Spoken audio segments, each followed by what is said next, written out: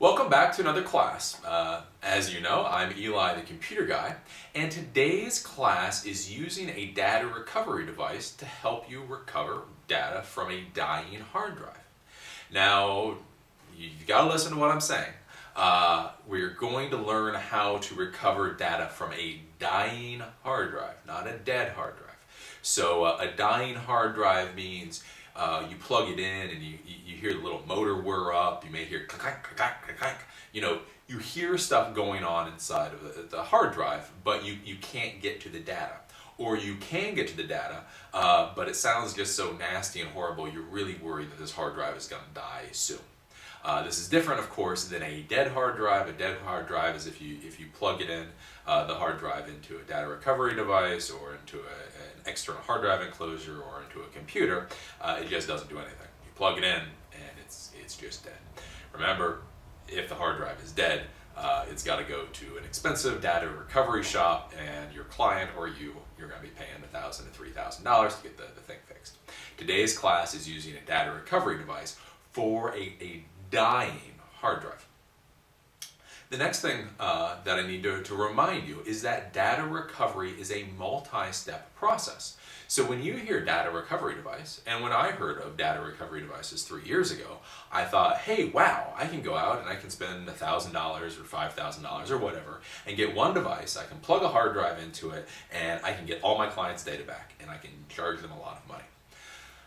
Well, the reality is there are a couple of those devices out there. I wouldn't worry about them. Most data recovery devices actually only get the bits and bytes off of a dying hard drive and put them onto a good hard drive. So what you use a data recovery device for is, like I say, you have this dying hard drive, this hard drive that just sounds like hell, and you're worried that if you do any scans or anything on it, that it's just going to be gone. So what you do is you take that dying hard drive, you plug that as a master hard drive into a data recovery device. You take a hard drive that you know is good, you plug that into the target side of the data recovery device, and then you basically press start, and what will happen is the hard drive, or the data recovery device, will rip off all the bits and bytes off of the dying hard drive and put it as quickly as possible onto the good hard drive. Now when it's on the good hard drive though, remember, I'm talking about bits and bytes. You now have the bits and bytes on a stable hard drive so that you can continue on the data recovery process. You may not necessarily have data on the target hard drive. So when I say data, I'm talking about something that's usable. JPEG pictures that you can use, documents that you can use, an operating system that you can use. Well, many times when you use a data recovery device, when you copy all of the bits and bytes over to that target hard drive, there are still corruptions in the file formats, and so you're still going to need data recovery software to be able to pull out the data from all those bits and bytes. So basically, a data recovery device takes the bits and bytes off of a dying hard drive and puts them onto a good hard drive so you can go on into the rest of the data recovery process. And that is what we are going to talk about today.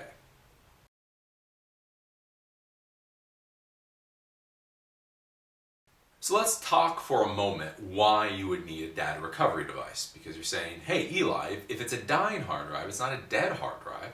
Why don't I just plug the hard drive into a little USB external hard drive enclosure, plug that into a computer, and pull the data off that way? Or just plug the hard drive in as a slave drive onto a normal computer and run a scan that way? Why would I want a hardware data recovery device? And the reason is because the hardware data recovery devices can do things that normal software, data recovery software, cannot do.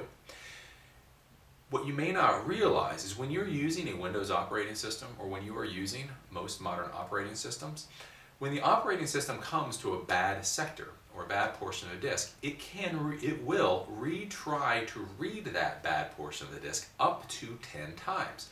So it's going along, and you're trying to pull a document off, and it comes to a bad sector. It will then try to reread that sector 10 times before it goes on to the next sector.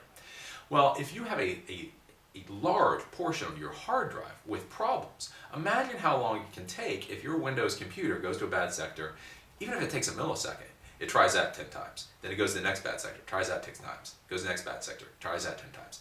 It can take days to try to recover data off of a hard drive that way, because the Windows operating system it always retries to read bad sectors when it comes to them.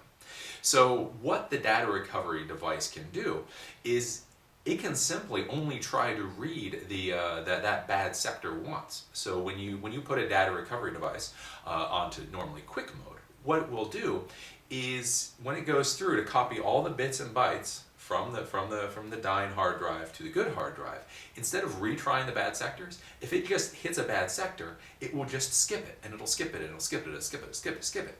So where if you're trying to copy the data off of a dying hard drive using a Windows computer, it may take, I don't know, literally 10, 20 hours. If you plug the hard drive into a data recovery device, simply dumping all of the bits and bytes onto the target hard drive, that may only take an hour or two, because remember, it's not trying to reread anything. If it comes to a problem, it just skips it and goes on. That's one of the benefits of using a data recovery device, using, let's say, the Windows operating system. Also, you can do nifty things like read the hard drive backwards. So if there were problems in the beginning of the disk, you can actually tell the data recovery device to look at the hard drive in reverse and copy the data in reverse. Or you can, if there's a problem in the middle, you can tell the data recovery device to try to copy all the data in the first bit until it comes to major problems, and then have it swing around and in reverse copy data off of the dying hard drive onto that target hard drive. These are things that you simply cannot do if you're using software. You just can't. When you go out to look to buy a data recovery device, I'm going to show you how to do this on a YEC Ninja that I purchased about 2 years ago for about $1,300. When you go out to buy your own device, just look for the reviews, do a lot of research, and find out what people are saying. Because these devices are expensive, and like everything, they upgrade and they get better over time. So this was what I thought was the best thing 2 years ago. I'm not sure what the best thing is today. You just need to do the research on your own to find out. There's a lot of different vendors out there. If you're looking for a basic data recovery device, it'll normally cost you between $1,000 to $5,000. Like I say, the YEC Ninja is about $1,300, and it goes from there. When you are looking to buy data recovery devices, you will see devices that are much more expensive, all the way up to $10,000. And before you decide that if it's the most expensive thing, that's the thing you need to buy, stop. Those devices that cost $10,000 do much more than data recovery, and that's why they cost so much. Basically, these devices that cost up to $10,000, they can actually go into hard drives and reprogram how big the hard drive thinks it is.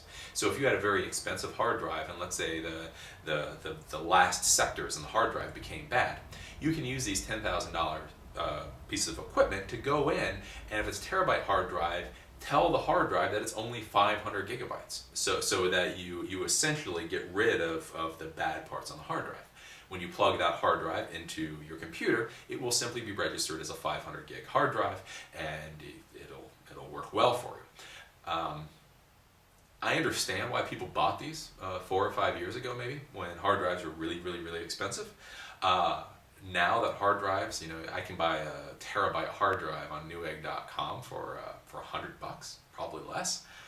I'm not sure why I would spend $10,000 on one of those type of hard drive devices. So if all you're looking for is data recovery, you're generally looking between $1,000 to $3,000, maybe $5,000 in cost, and that's it.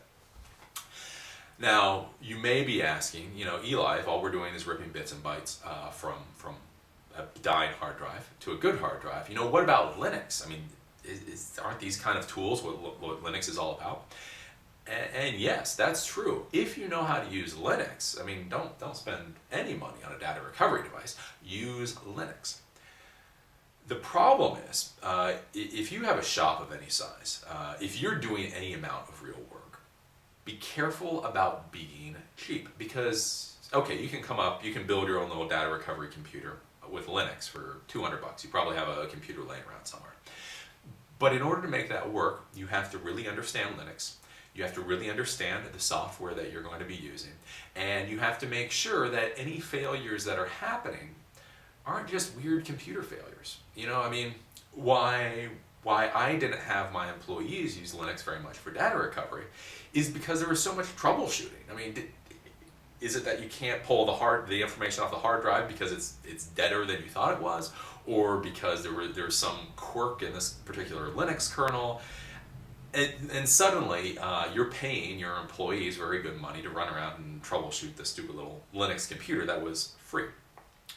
With a data recovery device like the Ninja, as I'll show you, basically you just plug in the two hard drives, the dying hard drive and the good hard drive, you put in a few configurations, and you press start, and then it goes. So it's that easy. If you can't pull any data off, it means the hard drive's dead, you give it back to the client, you go on your way.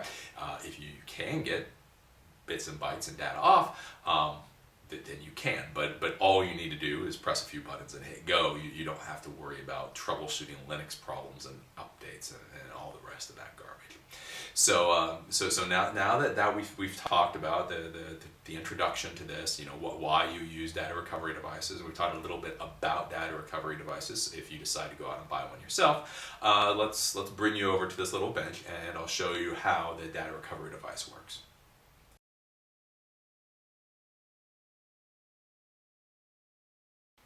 So this right here is a data recovery device. This is a YEC Ninja.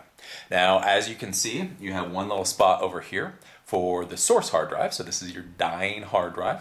And then you have a spot over here for the target hard drive, or the hard drive that is good. So you're going to be ripping off all the bits and bytes from the bad hard drive and dumping them onto the good hard drive, so you can take the good hard drive and then run your data recovery software. Now, almost all of these data recovery devices allow you to recover data from both IDE and SATA hard drives, both desktop and laptop. So as you can see, they give you connectors for SATA, they give you connectors for IDE, they even give you the little connector for IDE laptop. So you can plug in all the standard hard drives into one of these things. One of the cool parts with YEC is you can actually pull data from one type of hard drive and put it onto another. So think about if you have to do very, very complicated, time-consuming data recovery, you know, for corrupted files. You can pull data off of an IDE hard drive, which is what, like 100 megabits per second, maybe, and put it onto a SATA 6 hard drive, which is 6 gigabits per second. So, you know, if you need to do a lot of data recovery, you may just want to put all those bits and bytes onto a much faster hard drive just to make your life easier. So it's kind of hard on my neck. Let me go. I'm going to grab the hard drives, and we're going to actually put these in here. So as you can see, this is an IDE hard drive. So this is the hard drive that's dying. So I take this and I put this onto the target side. And plug in the power. And then this is a SATA hard drive. I just plug this into the other side, into the much nicer SATA connection. And then everything is connected up, that easy. Now I turn on the device. You may or may not be able to see that it's doing its little post test right now. Now, once the two hard drives are connected and the power is on, we can go to function. We can tell it what type of hard drives the system is looking at. So we have ATA to SATA, and we hit function, and so we've told it what types of hard drives are on there. And then we just go now and we decide what we want to do. So we're just going to do quick.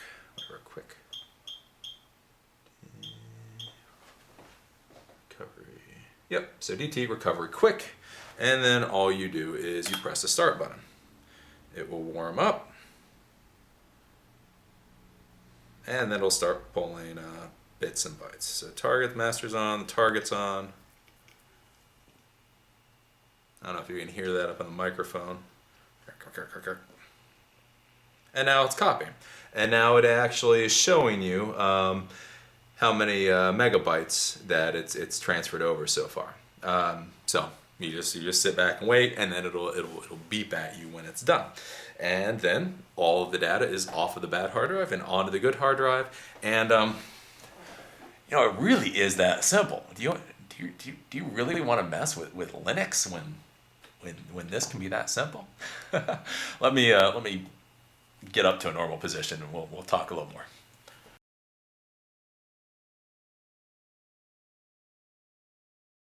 So that's all there is to data recovery devices. The main thing that you have to get through your head, that a lot of people don't get through your head, is when you're using a data recovery device, all you're doing is ripping off the bits and bytes onto a good hard drive so that you can go on to other steps in the data recovery process. So you rip off all the bits and bytes, and then you plug the good hard drive into a computer to run all of the scans. One nice thing that can happen is, although it only pulls off the bits and bytes, many times you get fully usable data. I mean, it was a godsend. So many times we'd have people bring computers. They're obviously having hard drive problems. We pull the information from the bad hard drive onto a good hard drive, and then we could actually plug that good hard drive right back into their computer, and everything worked like a charm. That was a really easy repair. Pull the hard drive out, copy the data, put the hard drive back in, and it's all good. Sometimes it works out this way, so when you're pulling the bits and bytes, sometimes you get the full data, nothing's really corrupted, and even the operating system and everything else works a-okay. Just realize that is not necessarily how it goes. A lot of times, with whatever happened to the hard drive, you have corrupted data on the hard drive, so you pull the bits and bytes off the bad hard drive onto the good hard drive, then you take that good hard drive, and then you start running data recovery scans using a different computer. Let's keep that in mind. When you go out to buy your data recovery device, again, it's normally going to cost you between $1,000 to $5,000. The more expensive ones, the $10,000 units, do a lot more than data recovery, and I just don't see the point. I mean, if you want to spend the money, fine, but when you buy a 1 terabyte hard drive for $100, I'm not going to spend $10,000 to be able to repair hard drives for reuse. The hard drive's bad, throw the thing away. Again, as we talked about before, you can say, well, what about Linux? Can't I get all this functionality for free? And again, you can. But remember, here at everymanit.com, we're trying to make you think about technology in a broader sense than simply what is possible. Yes, you can use Linux to recover the data, fine. But how long is it going to take you? Or how long is it going to take one of your employees? If you have to train an employee, or if you have to train yourself on Linux, and then you have to troubleshoot Linux problems, because sometimes if it's a Linux computer, maybe it's not the hard drive. Maybe you just used the wrong piece of software, or your kernel wasn't up to date, or God knows what. But by using something like Linux, you really open yourself up to what I call the rabbit hole of hell, where you can't just focus on one problem. Instead of just saying that the hard drive is good or bad, you may say, well, maybe the kernel in the computer is bad, and you start fixing things. It's just bad. If you have employees, you really see this. Data recovery just sucks you in, or sucks employees in, because I guess they don't really know how they're getting paid. And I've seen this. I've seen, a $200 data recovery, and I'll have like 3 guys all clustered around this stupid little hard drive thinking, well, if that scan didn't work, maybe this scan will work, or maybe this, or maybe this, maybe this. What I like about having a data recovery device is you plug it in, you flip it through a few switches, and you hit go. If it fails, you unplug the bad hard drive, you call the client, and you say, I'm sorry, your hard drive is completely dead, we can't get any information, please come and pick it up. Again, where if you're using Linux or all this other stuff, people might think, oh, well, maybe I'll do another scan, or maybe I'll do another scan. And suddenly that very profitable $200 data recovery costs you $300 because everybody's all clustered around trying to figure it out. So that's why I like data recovery devices, is you just push a button and you go. If you're thinking about offering this type of data recovery service and you're looking at the price and you're saying, well, Linux is free, but then, okay, it's $1,000 to $5,000 for one of these devices. Is it worth it? Like I say, when I was running the repair shop, we were very affordable for data recovery. You could charge much more than we did. For things like deleted files or for bad hard drives that we pulled out of computers and recovered the data, we charge $100. Anytime a hard drive touched this device, we immediately charged at least $200. So, we were a pretty busy shop, so it was 13 data recoveries basically to recover the cost of this device. Plus we get all the functionality of the device. So I think it's worth it. And like I say, you can charge at least $200 if you have one of these devices. Depending on your customers, your clients, and how good you are of a salesman, you could probably charge all the way up to about $400. That's all. Yeah. So that's all there is to data recovery devices. Again, I am Eli the Computer Guy, and this class was using a data recovery device in data recovery. I look forward to seeing you in the next class.